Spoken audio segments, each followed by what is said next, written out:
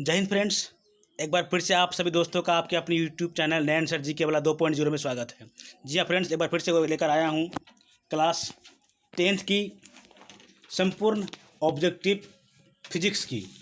चलिए, आपका टाइम ज़्यादा न लेते हुए शुरू करने के जा रहा हूँ। जैसे आपको स्क्रीन पर क्वेश्चन दिख रहा होगा, समझे ना। निम्न में से कौन सा पदार्थ लेंस के लिए प्रयुक्त नहीं होता? तो वो है दोस्तों मिट्टी। किसका प्रयोग नहीं होता लेंस में? मिट्टी का प्रयोग नहीं होता है, क्योंकि लेंस जो बना होता है वो क्राउन कांच का बना होता है।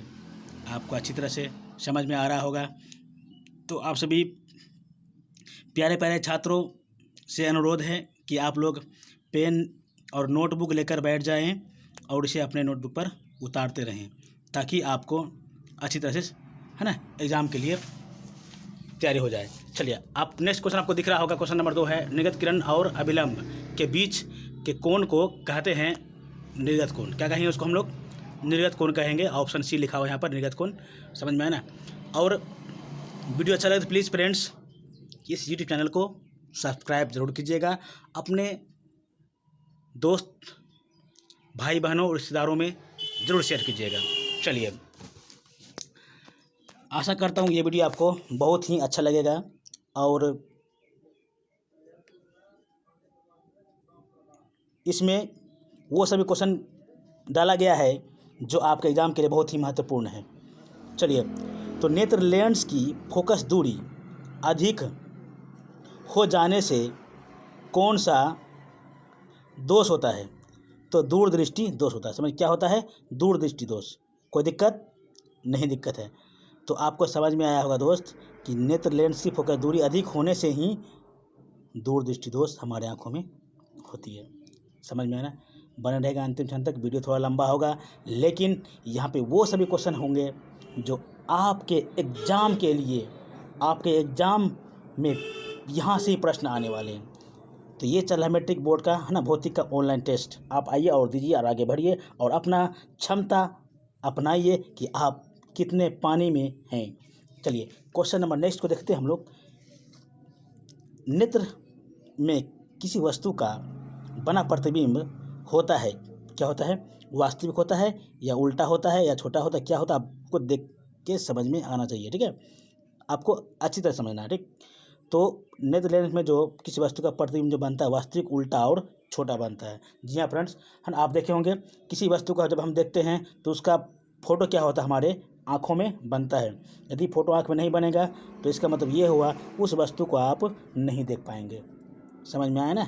जिस प्रकार हम लोग अंधेरे में किसी वस्तु को नहीं देख पाते, ठीक है। अब क्वेश्चन नंबर नेक्स्ट देखते हैं। क्वेश्चन नंबर 5 है, दूरदृष्टि वाले आंखें साफ साफ देख सकती है दूर की वस्तुओं को। किसको? जिस व्यक्ति की आंखों में दूरदृष्टि दोष होते हैं वो दूर की वस्तु का स्पष्ट देख पाते हैं, और जिस व्यक्ति के आंखों में निकट दृष्टि दोष होते हैं वो निकट की वस्तुओं को साफ साफ देख पाते हैं। समझ में आया ना। जी हाँ फ्रेंड्स, तो ये इसका कंडीशन है। यदि निकट पूछे तो निकट का प्रॉब्लम होगा, दूर पूछे तो दूर का प्रॉब्लम होगा। ऐसा नहीं है, बल्कि उसका उल्टा होता है, ठीक है। चलिए नेक्स्ट क्वेश्चन देखते हैं। कांच प्रिज्म द्वारा उत्पन्न श्वेत प्रकाश के स्पेक्ट्रम में किस रंग का झुकाव सबसे अधिक होता है? जी हाँ पर आप देखे होंगे आकाश में जो इंद्रधनुष बनता है उसमें क्या होता है कि बैगनी रंग का झुकाव सबसे अधिक होता है, क्योंकि बैगनी रंग क्या होता है? सबसे नीचे में होता है, सबसे नीचे साइड होता है, ठीक है। उसका लाल रंग जो होता है वो सबसे ऊपर साइड होता है। तो लाल रंग का तरंगदैर्घ्य क्या होगा? सबसे अधिक, और बैगनी रंग का तरंगदैर्घ्य क्या सबसे कम होता है। जिसका तरंगदैर्घ्य सबसे अधिक होगा तो वो झुकेगा कम, जिसका तरंगदैर्घ्य सबसे कम होगा तो वो ज़्यादा झुकेगा। समझ में आ रहा है ना। चलिए, ये स्पेक्ट्रम से संबंधित है, ठीक है। तो एक एक करके इसको आप लोग उतारते रहिएगा, ठीक। अब देखो क्वेश्चन नंबर 7, किस उपकरण में धन और त्वरण का चिन्ह नहीं होता है? तो हम किस में चिन्ह नहीं होता है? तो कुंडली में, ठीक है। एम्पियर में, वोल्टमीटर में, कुंडली में, विद्युत सेल में। तो कुंडली में क्या होता है? धन और त्वरण का चिन्ह क्या होता है? उसमें नहीं होता है, ठीक है। तो ये आपको अच्छी तरह समझ में आने चाहिए। समझ में आया ना। चलिए नेक्स्ट क्वेश्चन अब हम लोग देखेंगे। उससे पहले आप सभी से अनुरोध है कि भाई इस YouTube चैनल को ज़रूर शेयर कीजिए, अपने WhatsApp ग्रुप में लगा सकते हैं। चलिए, अरे ये क्वेश्चन 5 कैसे आ गया यहाँ पे? चलिए, उपकरण में धन और त्वरण का चिन्ह नहीं था। चलिए, कुंडली में नहीं होता। कब क्वेश्चन नंबर 9 देखते हैं, ठीक है। 12 वोल्ट विभवांतर के 2 बिंदुओं के बीच 2 कूलाम आवेश को ले जाने में किया गया कार्य क्या होता है? 24 जूल होता है। क्या होता है? 24 जूल, क्योंकि 12 और 2 से हम गुना करेंगे तो टोटल कार्य हो जाएगा, तो 12 दूनी 24। समझ में आ रहा है ना? तो आप इसे नोट करके लिख लीजिएगा। समझ में आना? ये बहुत ही बेहतरीन सब क्वेश्चन है जो ढूंढ करके लाया गया है आपके एग्ज़ाम के लिए। समझ में आ रहा है ना? चलिए अब हम लोग क्या करेंगे, क्वेश्चन नंबर नेक्स्ट देखेंगे।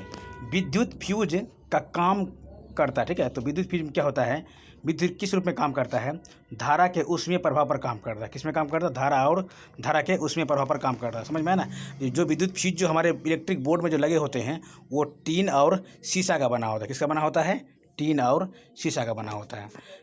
क्योंकि ये इसमें क्या होगा, जब जहाँ धारा अधिक आएगा तो ये फ्यूज क्या होगा? टूट जाएगा। टूटने के बाद क्या होगा कि हमारे इलेक्ट्रिक सर्किट बोर्ड से जितने भी सारे है ना विद्युत उपकरण लगे हुए हैं वो सब क्या होगा कि बच जाएगा। समझे? कभी कभी क्या होता है कि वज्रपात से भी क्या होता है, सब चीज़ का नुकसान हो जाता है। ठीक, चलिए आप क्वेश्चन नंबर नेक्स्ट देखते हैं। यदि किसी नरम लोहे को धारावाही कुंडली के गर्भ में रख दिया जाए तो क्या बनता है? तो विद्युत चुंबक बनता है, क्योंकि विद्युत चुंबक जो होती है वो नरम लोहा, ठीक है, कोबाल्ट से मिलकर बना होता है। ठीक है, नरम लोहा जानते हैं, कच्चा लोहा को नरम लोहा कहा जाता है। समझ में आया ना? तो ये क्या बनेगा? विद्युत चुंबक बनेगा। क्या बनेगा? विद्युत चुंबक कैसा व्यवहार करेगा? जी हाँ फ्रेंड्स, कभी कभी हम लोग क्या करते हैं, जैसे जो पेच कसने वाला होता है तो वो उसमें अगर चुंबक में अगर घस दिया जाए तो चुंबकित हो जाता है, वो भी आवेशित हो जाता है। समझ में ना? आप नेक्स्ट क्वेश्चन देखते हैं। 1 किलोवाट घंटा है ना, के से किलो, डब्ल्यू से वाट और एस से घंटा, ठीक है, तुल्य होता है।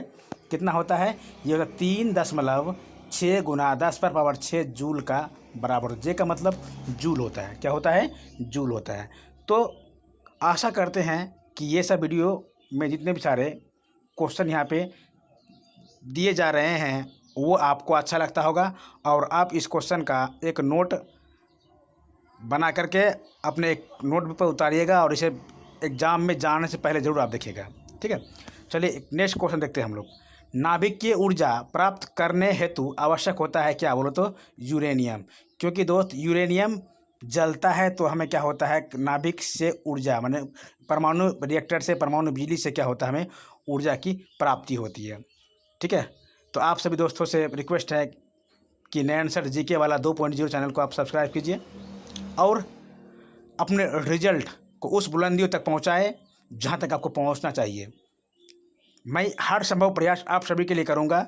हालांकि ये वीडियो लाने में थोड़ा देर हो गया दोस्त, क्योंकि बहुत सारा काम होता है। ठीक है, तो उन सबको भी देखना पड़ता। चलिए अब हम लोग देखते हैं नेक्स्ट क्वेश्चन। क्या करेंगे हम लोग? नेक्स्ट क्वेश्चन में देखेंगे। तो उससे पहले एक बार और मैं रिक्वेस्ट करूँगा कि आप इस यूट्यूब चैनल को अपने फ्रेंड्स में, व्हाट्सएप ग्रुप में ज़रूर शेयर कीजिए, लगाइए। ठीक है, चलिए अब देखेंगे। जल से होकर विद्युत धारा प्रवाहित करने पर जल का अपघटन होता है, H2 और O2 मुक्त होता है। तो H और O के आयनों का अनुपात क्या होता है? जी हाँ फ्रेंड्स, आप देखोगे जल का संकेत क्या होता है? H2O होता है ना। तो H2O में H का मतलब 2 भाग और ऑक्सीजन का मतलब 1 भाग, H2O। समझ में आ रहा है ना? तो इसलिए 2 हाइड्रोजन के लिए 2 और ऑक्सीजन के लिए 1, तो यहाँ पर 2:1 होगा। क्या होगा? 2:1। समझ में आ रहा है ना? ये नेक्स्ट क्वेश्चन है। ठीक है, जो पूछा हुआ सब क्वेश्चन है। ठीक है, भोजन का नेक्स्ट क्वेश्चन हम लोग देखेंगे। भोजन का पाचन तथा पकना किस प्रकार की अभिक्रिया है? जी हाँ दोस्त, जब हम खाना खाते हैं तो भोजन का जो पचता है, अगर ये पूछेगा कि रासायनिक अभिक्रिया, भौतिक अभिक्रिया, तो जी हाँ फ्रेंड्स, ये क्या होगा कि ये एक रासायनिक अभिक्रिया होगा। तो इस क्वेश्चन का आंसर है वो उपचयन अभिक्रिया। क्या होगा? ये उपचयन अभिक्रिया। समझ में आया ना? समझा? क्योंकि अब रासायनिक अभिक्रिया, भौतिक अभिक्रिया में क्या अंतर होता है? रासायनिक अभिक्रिया का मतलब ये हो गया, एक बार अगर चेंज हो गया दोबारा वो पहले वाली अवस्था में नहीं आए। जैसे हम लोग एक बार बाहर गए हैं तो दोबारा फिर उस छोटे बच्चे की अवस्था हम लोग नहीं आ पाएंगे। ठीक है, समझ में? जैसे दूध से दही बनना भी इसका उदाहरण होता है। अब चलते हैं नेक्स्ट क्वेश्चन पे। रासायनिक समीकरण Fe+H2O दोनों को मिलाएंगे तो Fe3O4+H2O को संतुलित करने के लिए, है ना, करने पर जल में अणुओं की संख्या होगी। तो जी हाँ फ्रेंड, जल के लिए क्या होगा? हाइड्रोजन 2 और ऑक्सीजन 1। क्या होगा? हाइड्रोजन 2 और ऑक्सीजन 1, तो यहाँ पर क्या होगा, तो सही उत्तर क्या होगा 4। क्या जब हम इसको संतुलन करेंगे तो 4 पकड़ लेगा, क्या पकड़ लेगा 4, चूँकि यहाँ पर Fe3O4 में ऑक्सीजन क्या है 4 है, तो पूरा करेंगे तो हाइड्रोजन में भी 4 लगाना पड़ेगा। ठीक है, चलिए आप देखते हैं नेक्स्ट क्वेश्चन। सोडियम क्लोराइड के जलीय घोल से विद्युत धारा प्रभावित करने पर यह वियोजित होकर सोडियम हाइड्रोक्साइड बनाता है, तो इस प्रक्रिया को क्या कहते हैं? तो इस प्रक्रिया को कहते हैं क्लोरो क्षार प्रक्रिया, माने क्लोरो क्षार अभिक्रिया बोलेंगे इसको। क्या कहेंगे इसको? क्लोरो क्षार अभिक्रिया। ठीक है, समझ में आया ना? क्योंकि ये क्या होता है कि सोडियम क्लोराइड का जलीय है ना घोल में विद्युत धारा प्रभावित करने पर ऐसा बनता है। समझ में आ रहा है ना? चलो, है ना बहुत मज़ेदार सा भी क्वेश्चन, समझ में आया ना बाबू? इसको लिखते चलो, आगे बढ़ते चलो। चलो नेक्स्ट क्वेश्चन की ओर हम लोग आगे बढ़ते हैं। क्वेश्चन आ चुका आपके स्क्रीन पर, देख लीजिए आप, है ना। चीनी का आणविक सूत्र क्या होता है? तो चीनी का आणविक सूत्र जो होता है, ऑप्शन सी दिया हुआ है, C12 H22 और O11। तो कभी कभी ग्लूकोज का भी सूत्र पूछता है, C6H12 और O6। ठीक है, मैंने कार्बन 6, हाइड्रोजन 12 और ऑक्सीजन 6, ये किसका होता है? ग्लूकोज का सूत्र होता है। किसका होता है? ग्लूकोज का। तो फिलहाल चीनी का आणविक सूत्र जो है आपका ऑप्शन नंबर सी दिया हुआ है, समझ में ना? तो इसे आप उतारते रहिए, आगे बढ़ते रहिए। क्वेश्चन नंबर नेक्स्ट देखते हैं। हमारा शरीर है किस पीएच परास के अंदर कार्य करता है? तो हमारा शरीर होता है पीएच का मान जो 7 से लेकर के 7.8 तक का है ना, पीएच काम करता है। ठीक है, तो आपको अच्छी तरह से समझ में आ रहा होगा। अब दोस्त, यदि पीएच का मान क्या होगा, अगर रक्त का पूछे तो रक्त का पीएच का मान कितना होता है? 7.4 होता है। कितना होता है? रक्त का पीएच का मान फिक्स होता है फ्रेंड्स। ये बहुत सारे एग्जामों में पूछा हुआ प्रश्न है, समझ में आ रहा है ना? चलिए, और ये पीएच होता क्या है बताएंगे नेक्स्ट वीडियो में। ठीक है, चलिए नेक्स्ट क्वेश्चन की ओर पहले समझते हैं। निम्न में से किसे चाकू से काटा जा सकता है? तो यहाँ पे लिथियम है, कैल्शियम है, कॉपर है और आयरन है। तो अब मैं आपको बता देना चाहता हूँ दोस्त कि सोडियम, पोटासियम और लिथियम, ये तीनों धातु को चाकू से आसानी से काटा जा सकता है, लेकिन बेसिकली प्रॉपरली रूप से जो एग्ज़ाम में पूछा जाता है तो वो सोडियम के बारे में पूछेगा। जी हाँ, और वही सोडियम है जिसे कि हम लोग साइंटिस्ट लोग किरासन तेल के अंदर में उसको डुबा के रखता है। समझ में आया ना? चलिए, अब इतना आसान सा क्वेश्चन पूछता है। नेक्स्ट क्वेश्चन को हम लोग देखते हैं। निम्न में से कौन सा आयनिक यौगिक है? जी हाँ फ्रेंड्स, आयनिक यौगिक का मतलब होता है प्लस और माइनस। ठीक है, उसमें लगा हुआ हो। तो यहाँ पे जो होता है CaCl2 कैल्शियम क्लोराइड, तो ये जो है ये एक आयनिक यौगिक है। क्या है ये? आयनिक यौगिक, क्योंकि इसमें दोनों आयन के रूप में जुड़ने के बाद तब ये अभिक्रिया क्या हुआ है? संपन्न हुआ है। समझ में ना? तो आपको देखा H+O+ आपको है ना देखते होंगे कहीं पर, तो उसको हम आयन कहेंगे। अगर प्लस लगा हो तो प्लस आयन, माइनस लगा हो तो माइनस आयन कहते हैं उसको। चलिए नेक्स्ट क्वेश्चन देखते हैं। निम्नलिखित में से कौन सा है ना उपधातु है? तो यहाँ पे है ना लोहा, Fe लोहा, Cu से कॉपर, NH निकेल, Sb से एंटीमनी होता है। तो यहाँ पर Sb से एंटीमनी क्या है आपका? ये उपधातु है। तो अगर उपधातु पूछे तो ऑर्सेनिक होता है, सिलिकॉन होता है, बोरोन होता है, जर्मेनियम होता है, एंटीमनी होता है और सैनिक होता है। तो ये सब क्या है दोस्त? ये सब इसको उपधातु बोला जाता है। वो इसलिए बोला जाता है क्योंकि ये धातु और उधातुओं के बीच में है ना अपना गुण रखता है। समझ में आया ना? तो इसलिए हम इसको क्या कहेंगे? उपधातु कहेंगे। जैसे सोना, चांदी, ये सब क्या कहला? धातु कहलाता है। नेक्स्ट क्वेश्चन देखते हैं हम लोग। प्रथम कार्बनिक यौगिक यूरिया का संश्लेषण किसने किया था? वो क्या था? बोहर यानी वोहलर ने। कौन क्या था? है ना वोहलर। किसी किस किताब में वोहलर लिखा हुआ है, यहाँ पर बोहर लिखा हुआ है। समझ में ना? क्योंकि ये पहला कार्बनिक यौगिक है यूरिया। क्योंकि इससे पहले एक साइंस में एक अलग तरह की अवधारणा फैली हुई थी कि कोई भी व्यक्ति किसी भी तरह का कार्बनिक यौगिक को नहीं बना पाएंगे। तो ओहलर नाम का है ना साइंटिस्ट था जिन्होंने सबसे पहला कार्बनिक यौगिक यूरिया बनाए। वही यूरिया दोस्त जिसे हम लोग खेतों में खाद के रूप में छींटते हैं। चलिए नेक्स्ट क्वेश्चन देखते हैं।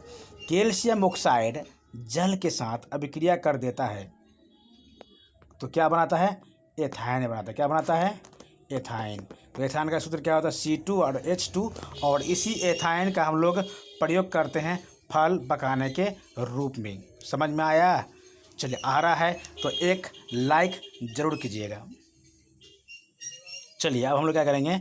अगला क्वेश्चन को देखेंगे और आगे हम लोग बढ़ेंगे। उससे पहले वीडियो को यदि आप लाइक नहीं किए हैं तो लाइक कीजिए, यदि इस चैनल में पहली बार हैं तो प्लीज़ इसको सब्सक्राइब कीजिए। चलिए क्वेश्चन नंबर नेक्स्ट देखते हैं। निम्नलिखित में कौन समावयवी है? समावयवी का मतलब ये हुआ कि मतलब रूप तो सेम होगा लेकिन अलग अलग रूप में दिखाया जाएगा तो वो समावयवी कहलाता है। तो C2H5OH और CH3O और CH3, क्योंकि इसमें कार्बन 2 है, हाइड्रोजन 6 है, तो यहाँ भी कार्बन 2 है और हाइड्रोजन 6, एक ऑक्सीजन लगा हुआ है, तो इसका मतलब ये हुआ ये इसका समावयवी है। क्या हुआ? ये इसका समावयवी। समावयवी का मतलब वो होता है कि मतलब एक ही चीज़ को अलग अलग रूप में हम दिखा देंगे तो वो क्या कहलाता है? समावयवी बोलेंगे या फिर समावयता कहते हैं। क्या कहते हैं? समावयवी या फिर समावयता कहते हैं। आशा करता हूँ आपको बहुत ही मज़ा आ रहा होगा। चलिए नेक्स्ट क्वेश्चन देखते हैं। वर्ग एक के तत्व कहलाते हैं। तो वर्ग एक के तत्व कहलाते हैं क्षार धातु। क्या कहते हैं उसको? क्षार धातु। हा, ली, ना, कर, रब से फरियाद। हा से हाइड्रोजन, ली से लिथियम, ना से सोडियम, कर से है ना पोटासियम। तो ये सभी जो तत्व हैं इसको हम क्या कहें? वर्ग एक के तत्व कहेंगे। समझ में है ना? जिसे हम लोग क्षार धातु कहते हैं। क्या कहते हैं? क्षार धातु कहते हैं। समझ में आया ना? तो सोडियम भी वर्ग एक का है, लिथियम भी। चलिए नेक्स्ट क्वेश्चन की ओर हम लोग देखेंगे। पौधे में श्वसन क्रिया के अंतर्गत ADP के टूटने से कितनी ऊर्जा मुक्त होती है? तो जी हाँ फ्रेंड्स, वह 30.5 किलो जूल प्रति मोल ऊर्जा क्या होता है? मुक्त होता है। क्योंकि हम लोग जैसे खाना खाते हैं हमारे शरीर में भी ऊर्जा प्राप्त होती है भोजन से, उसी प्रकार से पेड़ पौधे में श्वसन के दौरान क्या होता है? उसको ऊर्जा मिलती है या फिर मुक्त भी होती है और मिलती भी है। तो पेड़ पौधे में ऊर्जा जो मिलती है वो होता है ADP के रूप में उसको है ना प्राप्त होती है ऊर्जा। आशा करता हूँ ये सारी बात आपको समझ में आता होगा। विशेष जानकारी के लिए आप हमारे कोचिंग में आकर के पढ़ सकते हैं, मुझसे मिल सकते हैं, है ना। हमारा कोचिंग का नाम है सिकंदर साइंस क्लासेस। ये पड़ता है पहाड़पुर बांध चौक के पास। जी हाँ फ्रेंड्स, अब चलते हैं नेक्स्ट क्वेश्चन की ओर। पादप में जाइलम उत्तरदायी होता है। तो जो से जाइलम और जो से जल, समझ में ना। तो जो से जाइलम और जो से जल, इसका मतलब जाइलम ऊतक जो हो गया, जल का वहन करने के लिए जाइलम ऊतक का पेड़ पौधे प्रयोग करते हैं। जी हाँ फ्रेंड्स, जाइलम का मतलब ये हुआ एक प्रकार का नस होता है जो पौधे के जड़ों से जुड़ा हुआ रहता है और ये नस पौधों के टहनियों होते हुए है ना पादप तक जुड़ा हुआ रहता है। समझ में आ रहा है ना। और एक होता है फ्लोएम। तो फ्लोएम होता है क्या होता है? वो भोजनों का स्थानांतरण करने का काम करता है। ये सब सारे क्वेश्चन बहुत ही अति महत्वपूर्ण भी आई है। समझ में आया है ना? तो अच्छी बात है, समझ में आ रहा है तो और अच्छी बात है, लेकिन आप इसे अपने नोटबुक पर जो उतारिएगा। चलिए आप नेक्स्ट क्वेश्चन की ओर हम लोग देखते हैं। खुला परिसंचरण तंत्र किस में पाया जाता है? तो खुला परिसंचरण तंत्र कॉकरोच में पाया जाता है। क्या होता है? कॉकरोच में पाया जाता है। क्योंकि कॉकरोच का जो होता है कि श्वसन एक अलग रूप से होता है, ठीक है, अलग तरह से पाया जाता है, जिसके वजह से उसमें क्या होता है कि खुला परिसंचरण तंत्र होता है। क्या होता है उसमें? खुला परिसंचरण तंत्र। समझ में आ रहा है ना? चलिए बाबू साहब, वीडियो को फटाफट लाइक कीजिए और आगे बढ़िए। समझ में ना। और चैनल में अच्छे हैं, सारे वीडियो दिए जाएंगे, समझे। और इस वीडियो को लाइक ज़रूर कीजिए, क्योंकि आपको यदि एक भी जानकारी मैं सही से दे पाया हूँ तो प्लीज़ आप सभी से रिक्वेस्ट है इस वीडियो को लाइक कीजिए और अपने व्हाट्सएप ग्रुप में ज़रूर शेयर कीजिए।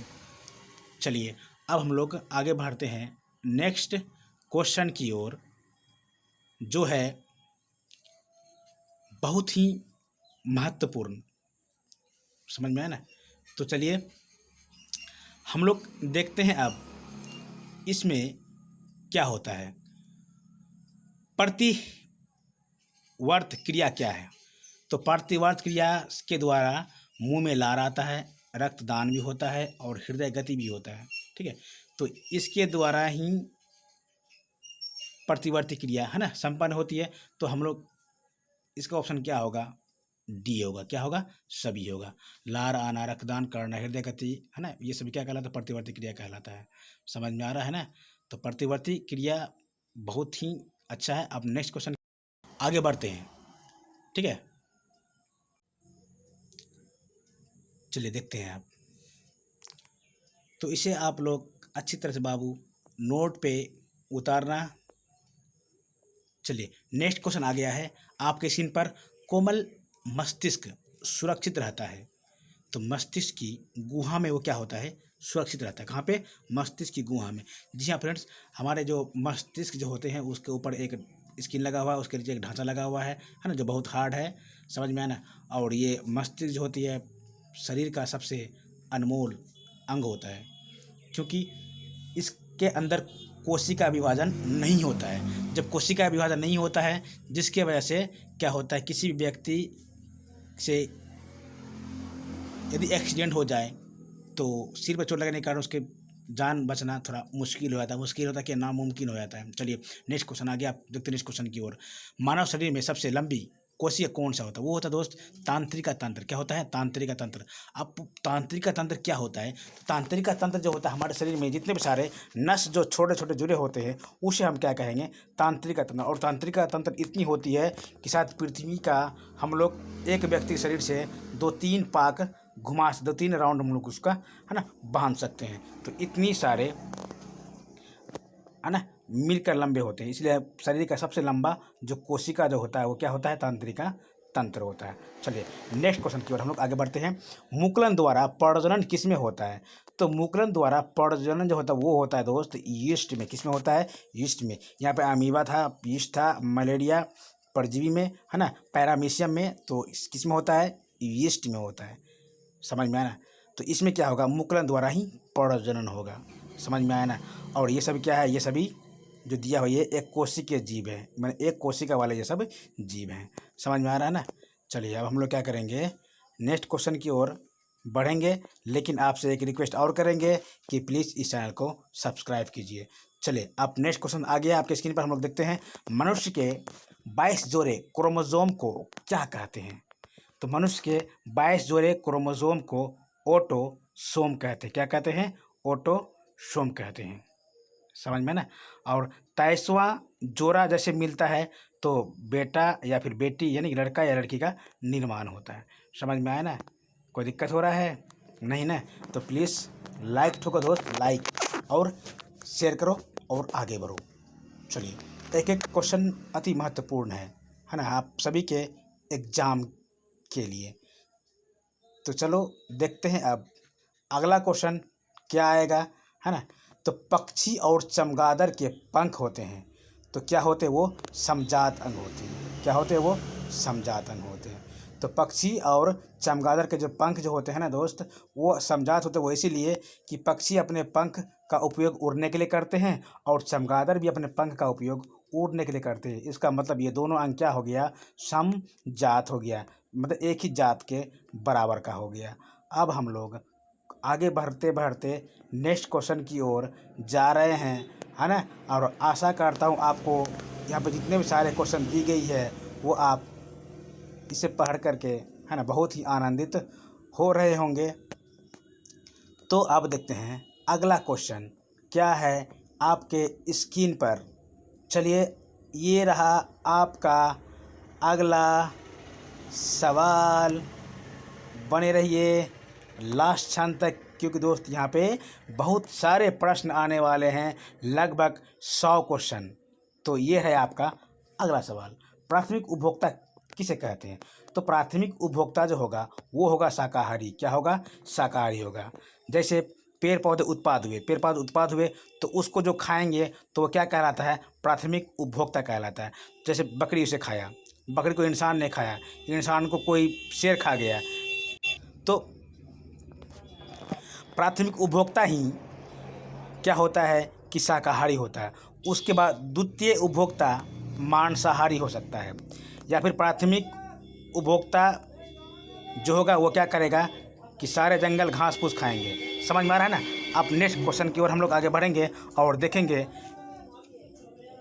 तो उससे पहले आपको ये बात समझ में आ गया होगा कि प्राथमिक उपभोक्ता क्या है। चलिए अब ये क्वेश्चन रहा आपका स्क्रीन पर, नेक्स्ट क्वेश्चन, ओजोन के एक अणु में परमाणु संख्या कितना होता है, तो वो 3 होता है।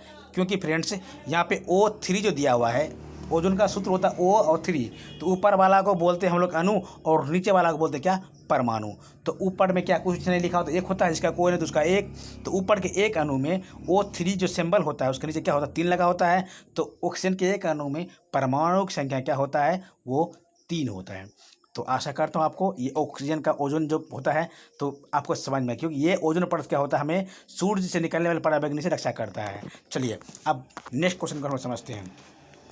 पेट्रोलियम का उपयोग होता है तो मोटर वाहनों में होता है, जलयान में भी होता है, वायुयान में भी होता है। इसका मतलब ये हुआ इनमें से सभी में पेट्रोलियम का है ना उपयोग होता है, नहीं होता है, होता है ना। चलिए आपको समझ में भी आ रहा होगा कि हाँ सर पेट्रोलियम का उपयोग इन सभी में होता है, ठीक है। तो कमेंट बॉक्स में जरूर कमेंट कीजिएगा वीडियो कैसा लगा आपको। अभी और बहुत सारा वीडियो है, लगभग 100 क्वेश्चन इसमें आएंगे, तो आप इसे देखते रहिए बिना स्किप किए हुए और अपने नोटबुक पर उतारते रहिए, क्योंकि यहाँ पे एक एक क्वेश्चन आपके एग्ज़ाम के लिए बहुत ही महत्वपूर्ण है और ज़रूरी भी है आप सभी के लिए। चलिए अब हम लोग देखें क्या अगला क्वेश्चन क्या कहता है आप सभी के लिए, समझ में आया ना।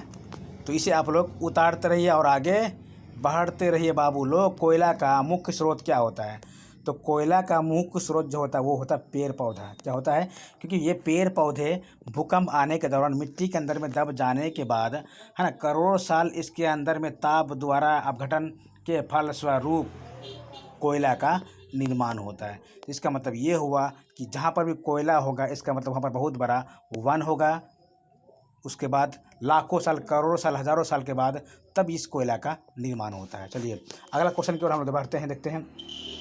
निम्न में से कौन सा पद विद्युत परिपथ में विद्युत शक्ति को निरूपित करता है, तो ये होता आई स्क्वायर गुना आर। क्या होता है ये आई स्क्वायर गुना आर, ऑप्शन नंबर ए है। समझ में ना, क्योंकि ये सब विद्युत परिपथ में विद्युत शक्ति को है ना निरूपित करता है। विद्युत शक्ति बराबर क्या होता है, आई स्क्वायर गुना आर होता है। समझ में ना, आप इसे उतारते रहिए और नोट करते रहिए, समझ में आया ना।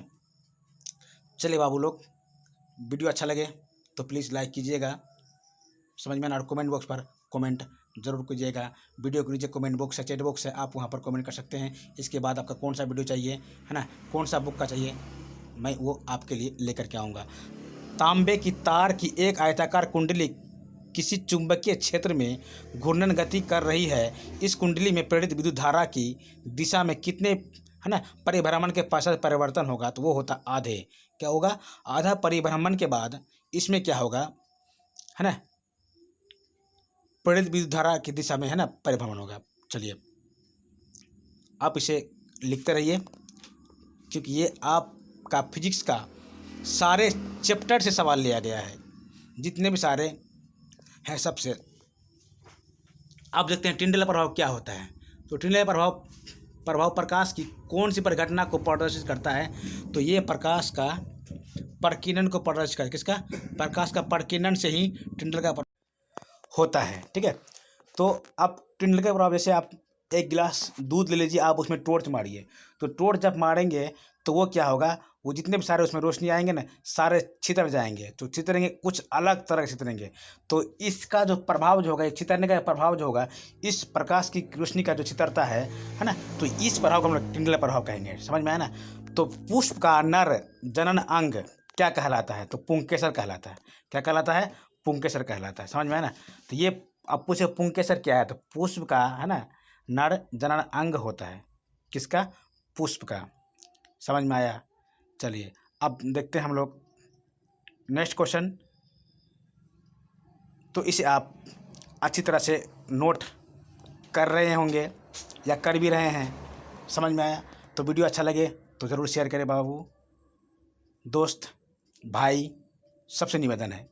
चलिए व्यंजक चूर्ण का रासायनिक सूत्र क्या होता है, तो CaOCl2 व्यंजक चूर्ण का रासायनिक सूत्र होता है, जो आपका ऑप्शन नंबर बी में दिया गया है। तो व्यंजक चूर्ण कैसे बनता है ना, तो शुष्क बुझे हुए चूने को क्लोरीन के साथ जब हम अभिक्रिया कराते हैं तो क्या होगा, व्यंजक चूर्ण का निर्माण होगा। समझ में आ रहा है ना। चलिए अब हम लोग क्या करेंगे, अगला क्वेश्चन देखेंगे। नेक्स्ट क्वेश्चन जो है बहुत ही अति VVI है। निम्न में कौन गंगा प्रदूषण के लिए उत्तरदायी नहीं है। गंगे में मछली पालना, गंगा में कपड़ों का धोना, गंगा में अजले शव को बहाना, गंगा में अपशिष्ट पदार्थों को है ना उच्चारण करना। तो ये सभी कारण हो सकता है, लेकिन गंगा में मछली पालना है ना गंगा की गंदगी को साफ करने का काम करता है। तो इससे क्या होगा, गंगा में प्रदूषण के लिए ये उत्तरदायी नहीं होगा, क्योंकि नदियाँ हैं तो मछली होंगे ही, और नदी के अंदर जितने भी सारे मछली होंगे वो नदी को गंदा करने का काम कभी नहीं होता, कभी नहीं करता, बल्कि उसको और साफ करने का काम करता है। तो आशा करता हूँ ये सभी वीडियो आपको अच्छा लगा होगा। ये हमारा कोचिंग का पता है, आप चाहे इस पते पर जुड़ करके या इस नंबर पर फ़ोन करके मुझसे मिल सकते हैं। हमारा पता पारपुर बांध चौक, अहमदाबाद, कटिहार। मिलता हूँ नेक्स्ट वीडियो में। जय हिंद।